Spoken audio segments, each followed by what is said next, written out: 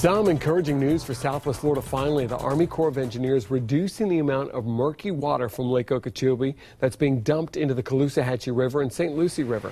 For months, they've been dumping billions of gallons a day to reduce the lake's overall water level, which is way up from unusually high rain during winter. Right now, it sits at just over 15 feet. That's down from its peak of just over 16 feet last month. But during the rainy season, officials prefer it to sit right around 12 feet.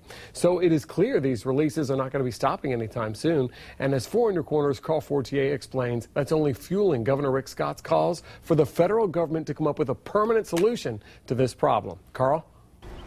Well, Governor Scott says the state is doing whatever it can to deal with the problem of the murky brown water flowing down the Caloosahatchee by trying to move the water south and adding stormwater treatment areas. But he says it's up to the federal government to fix the dike at Lake O.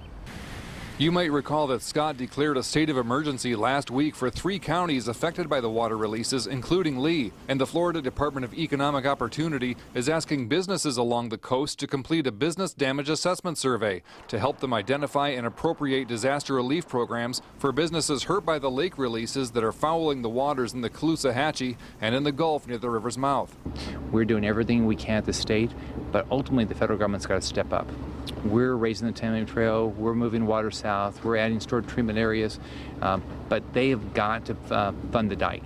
Meanwhile, Florida Congressman Kirk Clausen is proposing 3 bills that could put an end to these water releases. The first would give the Army Corps of Engineers 5 years to finish the Hoover Dike at Lake O. The second would ask the feds to purchase land north and south of the lake. The third bill would temporarily exempt the Endangered Species Act, which is preventing the water from being released south of the lake. Carl Fortier, Fox 4, in your corner.